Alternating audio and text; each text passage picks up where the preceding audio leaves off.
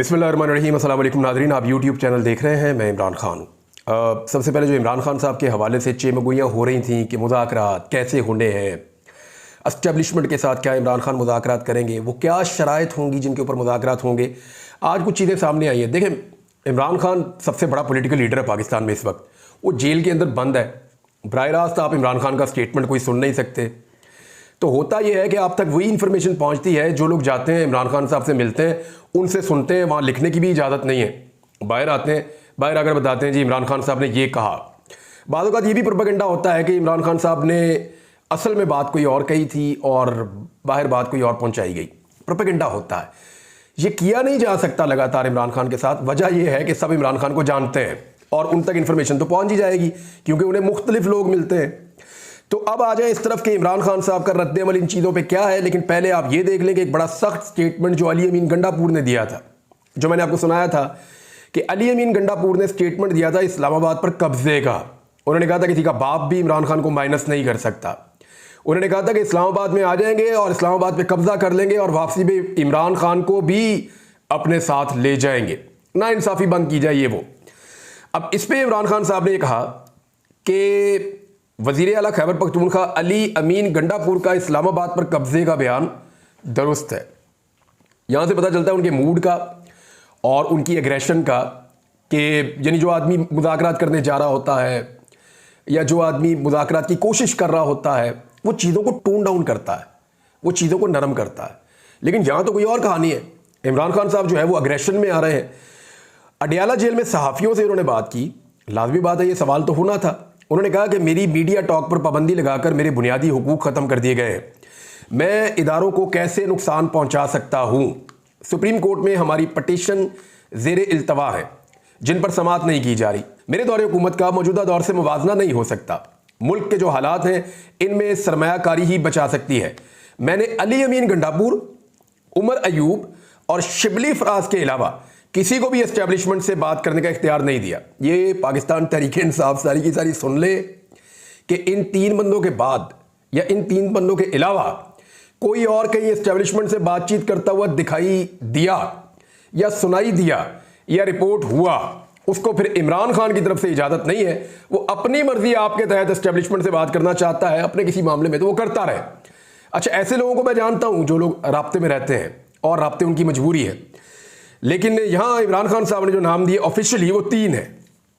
अली अमीन गंडापुर वज़ीर आला खैबर पख्तूनख्वा के, उमर अयूब सेक्रेटरी जनरल है पार्टी के, इमरान खान साहब के बड़े काबिल भरोसा पार्टी के जो है वो रहनुमा है।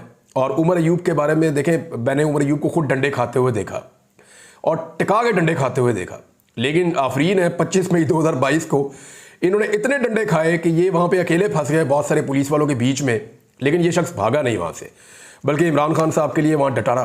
तो उमर अयूब का इमरान खान साहब से एक बड़ा रिलेशन है। शिबली फराज साहब, बहुत कम लोग जानते हैं कि इमरान खान का और उनका रिलेशन क्या है और इमरान खान साहब शिबली फराज साहब पे कितना एतमाद करते हैं। इनके अलावा किसी और को इमरान खान साहब ने एस्टेब्लिशमेंट से बात करने का मैंडेट नहीं दिया। उन्होंने कहा मुझे 30 मिनट मिलते हैं मुलाकात करने के लिए, उतनी मुझे इजाज़त मिलती है। मैं पब्लिक अकाउंट कमेटी के चेयरमैन के नाम पर मजीद मुशावरत करूंगा। ये आपको पता फड्डा पड़ गया था।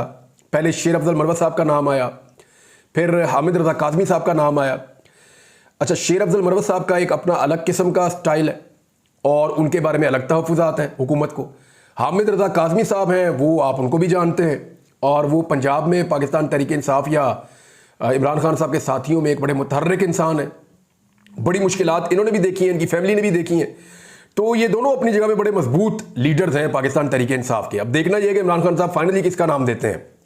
इमरान खान साहब ने कहा कि अली अमीन गंडापुर से मुलाकात का उन्होंने हवाला दिया और कहा कि मुझे पता था कि वज़ीर आला खैबर पख्तूनख्वा के साथ तस्वीर बनाने के बाद भी सूबे को हक नहीं दिया जाएगा, और वो नहीं दिया गया।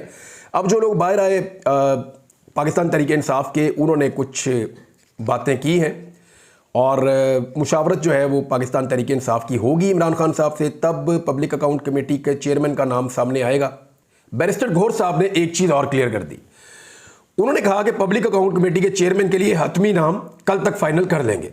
इमरान खान साहब ने मुज़ाकरात के लिए कुछ लोगों का नाम लिया है, लेकिन फिल वक्त कोई मुज़ाकरात नहीं हो रहे, अभी मुज़ाकरात नहीं हो रहे। उन्होंने नाम जरूर लिया है। अडियाला जेल के बाहर शेर अफजल मरवत के हमरा वो प्रेस कॉन्फ्रेंस कर रहे थे और उन्होंने कहा कि अडयाला जेल में आज तफसीली मुलाकात हुई इमरान खान साहब से, और आज जेल इंतज़ामिया ने मीडिया से बात करने से रोका इमरान खान को। हमारे काफ़ी सारे वकला को आज जेल के अंदर नहीं जाने दिया गया। अब जिनके मुज़ाकरात हो रहे होते हैं या जिनकी एस्टेब्लिशमेंट के साथ डील हो रही होती है, उनके ऊपर इस तरह की सख्तियाँ तो नहीं होती। मुझे अच्छी तरह याद है कि जनरल बाजवा के दौर में नवाज शरीफ साहब के ऊपर, मरीम नवाज़ के ऊपर, शहबाज साहब के ऊपर किस किस्म की अनायतें और नवाजिशें थी जेलों के अंदर। मैं एक दिन गया नैब लाहौर के दफ्तर में, खबरें इकट्ठी करते करते, हम सहाफ़ी जो है ना वो हर जगह फिरते रहते हैं। मैं नैब लाहौर के दफ्तर में गया खबरें इकट्ठी करने के चक्कर में, तो हमजा शहबाज साहब बाहर बैठे हुए कुर्सी पे धूप सेक रहे थे और बड़े मज़े से बैठे हुए थे। ओपनली लोग आ रहे जा रहे। तो मैंने उनसे पूछा, मैंने कहा जी ये तो हमजा शहबाज साहब हैं। उन्होंने कहा जी बिल्कुल, आज उनका मूड है बाहर बैठने का, तो वो बाहर आकर बैठ गए। उन्होंने कहा जी मुझे धूप में बैठना है थोड़ी देर, तो उनको हमने मौका दिया है, वो बाहर आकर धूप में बैठ गए हैं। तो ऐसी सहूलतें कैदियों को नॉर्मली नहीं मिलती। मैंने तो सूरज भी नहीं देखा इतना लंबा अरसा।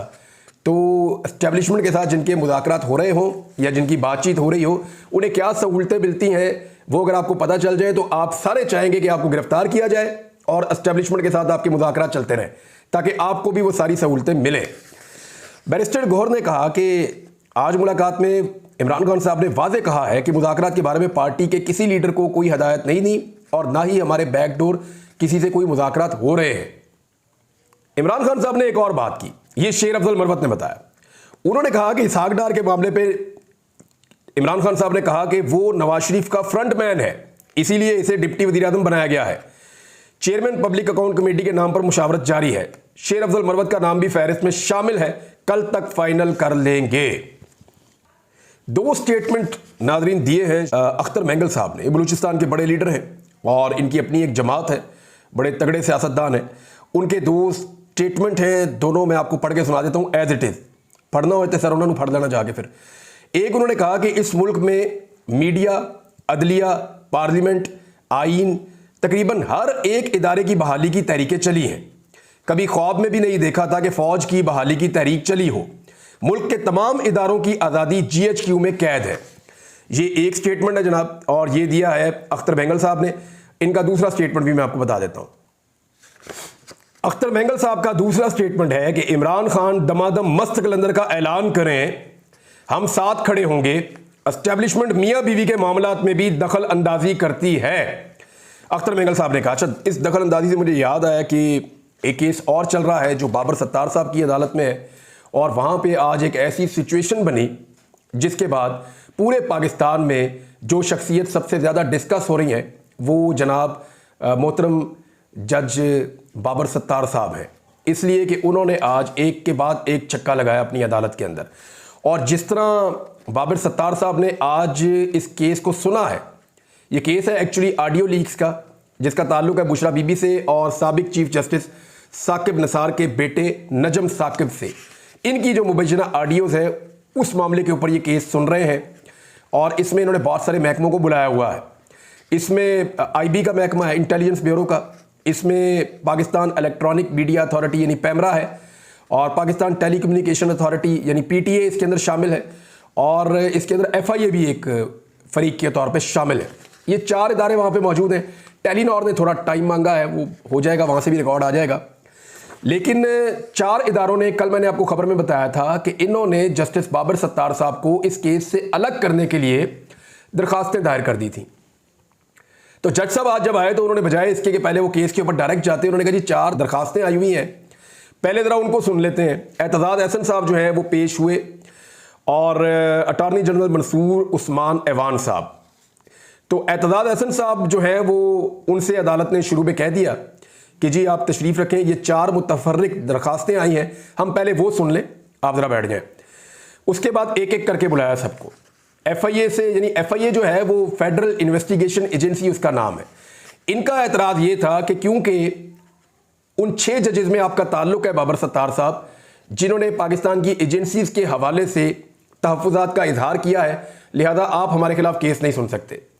तो जज साहब ने उनको, सिंपल मैं आपके लिए कर देता हूँ, उनसे पूछा जनाब आप ISI हैं? उन्होंने कहा जी नहीं हम नहीं है। आप उनकी प्रॉक्सी हैं? उन्होंने कहा जी हम नहीं है। उन्होंने कहा जी वहाँ तो मैंने ISI का जिक्र किया है, और आप तो वो एजेंसी नहीं, आप तो इन्वेस्टिगेशन एजेंसी हैं। जनाब 5 लाख रुपए जुर्माना, दरखास्त फारिग।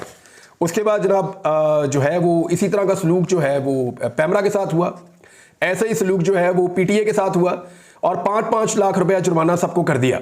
बाबर सत्तार साहब ने एक के बाद एक चक्का लगाया वहां पे अदालत के अंदर, तबीयत साफ कर दी सारों की। इसके बाद जनाब बारी आई आईबी की, इंटेलिजेंस ब्यूरो की, और इंटेलिजेंस ब्यूरो की मुतफर्रिक दरखास्त किसकी मंजूरी से दायर हुई, ये सवाल उठाया जस्टिस बाबर सत्तार साहब ने, जिसपे एडिशनल अटॉर्नी जनरल ने बताया कि joint director general intelligence bureau ने मंजूरी दी है। उन्होंने कहा नाम होगा उनका कोई, तो उन्होंने बताया जी वालिदैन ने कोई नाम तो रखा होगा। तो उस पर एडिशनल अटॉर्नी जनरल ने कहा कि उनका नाम तारिक महमूद है। तो फिर तारिक महमूद साहब को जो है वो भी बुलवा लिया गया और ये इंदिया दिया गया कि उनके खिलाफ कार्रवाई भी हो सकती है। तो इस तरह जज साहब ने ये 5-5 लाख रुपए जुर्माने लगाकर ये दरखास्तें निपटा दी और उसके बाद वो उस केस को खुद ही सुन रहे हैं। एतजाज हसन साहब जो हैं वो रोस्टम पे आए, उन्होंने कहा जी आपने मेरा कद 20 फुट ऊंचा कर दिया है। और जितने भी वकला वहाँ पे मौजूद थे उन्होंने वहाँ पे आकर रोस्टम पर जस्टिस बाबर सत्तार साहब की बहादुरी को सराहा है। इसमें एक और चीज़ बड़ी इंटरेस्टिंग हुई, यानी एफआईए से उन्होंने पूछा जज साहब ने कि आपने कैमरे लगाए हैं खुफिया जजों के घरों पे, तो उन्होंने कहा जी हमने तो नहीं लगाए। तो उन्होंने कहा मैंने तो उस एजेंसी का हमने कहा कि जिन्होंने खुफिया कैमरे लगाए हैं, हमने तो आपकी एजेंसी का नाम भी नहीं लिया। तो इस तरह ये सारे के सारे जो दरखास्तें लेकर गए थे वो वापस इनके मुंह पर मार दी गई और इनको 5-5 लाख रुपए जुर्माना भी हो गया और आईबी के जो ऑफिसर हैं उनको तलब भी कर दिया गया। नाज़रीन, अभी इसहाक डार साहब के डिप्टी वज़ीर आज़म बनने के मामले के ऊपर ही बहस जारी थी और इसको यूं देखा जा रहा है कि नवाज शरीफ ने पाकिस्तान की एस्टेब्लिशमेंट पर दबाव डालकर अपनी लात ऊपर रखने की रवायत को बरकरार रखा है और उन्होंने कोशिश की है कि किसी तरह उनका अपना बंदा जो है वो मेन सीट के ऊपर आकर बैठ जाए और शहबाज शरीफ के बाद पाकिस्तान की सबसे बड़ी सीट उनके पास हो। अब अगर इसहाक डार साहब अपने बॉस के स्टेटस को इस्तेमाल करते हुए माशी मामलात में मुदाखलत करेंगे तो पाकिस्तान की मईशत ख़राब होगी। ये बात शाहिद खकान अब्बासी साहब ने कह दी है और कुछ और लोग ये कह रहे हैं कि इसको टकराव का आगाज़ समझा जाए पीएमएलएन और एस्टेब्लिशमेंट के बीच में। मेरे ख्याल में नवाज शरीफ साहब बहुत समझदार हैं, वो एस्टेब्लिशमेंट से लड़ाई नहीं करेंगे और ना वो इस हुकूमत को खोना चाहेंगे, लेकिन वो अपना एक जाली टाइप का बयानिया बनाकर पब्लिक के अंदर अपनी मकबूलियत को वापस लाना चाहते हैं। यहाँ पे अभी इस पे बात हो रही थी, एक और बड़ा ज़बरदस्त स्टेटमेंट आ गया इरफान सदीकी साहब का। उन्होंने कहा जी मैंने शहबाज शरीफ से पूछा कि आप कितने घंटे काम करते हैं, तो उन्होंने कहा कि मैं 26 घंटे काम करता हूँ। मैंने उन्हें कहा कि दिन में 24 घंटे होते हैं, तो उन्होंने कहा मैं 2 घंटे सोता हूँ, यानी 24 + 2 26। यार ये क्या चल रहा है इस मुल्क के अंदर, यानी हद हो गई है। ये आप दूसरी जमात के बच्चे से पूछें कि एक दिन में कितने घंटे होते हैं तो वो 24 घंटे ही आपको बताएगा, और जब कोई आदमी 2 घंटे सोता है तो 22 घंटे बाकी बचते हैं। तो शहबाज शरीफ साहब ना दांत साफ करते हैं, ना नहाते हैं, ना बूट पॉलिश, बूट चले वो तो चले खैर है, लेकिन बहुत सारी चीज़ें शहबाज शरीफ साहब जो हैं वो अगर नहीं करते तो शहबाज शरीफ साहब फिर करते क्या हैं? हर वक्त काम करते रहते हैं, हर वक्त काम करते रहते हैं। यानी 24 घंटे में से 2 घंटे सोने वाला आदमी 22 घंटे कैसे काम कर सकता है? और भी बहुत सारे कारहाए नुमाया हैं जो 24 घंटे में खाना भी खाना होता है, बाकी काम भी करने होते हैं, दांत ब्रश करने होते हैं, बालों को कंघी करनी होती है, वो तो चले जल्दी से हो जाती है, इसके साथ साथ बूट पॉलिश करने होते हैं और बहुत सारे काम होते हैं वो करने होते हैं। लेकिन ये अजीबोगरीब लतीफ़े हैं, रोज़ाना हम इस गवर्नमेंट से सुनते हैं, कभी 500 रुपये का सूट आ जाता है मार्केट में, कभी 50 रुपये का हेलीकॉप्टर आ जाता है मार्केट में, कभी जो है वो एक दिन के अंदर 26 घंटे हो जाते हैं मार्केट के अंदर। अजीब अजीब चीज़ें लॉन्च कर रहे हैं और लीडर जो है वो इनका नवाज शरीफ है। अब आ जाए जी किसानों के साथ मरीम नवाज़ ने क्या किया। मरीम नवाज़ ने किसानों के साथ वही किया जो शहबाज शरीफ ने किया था।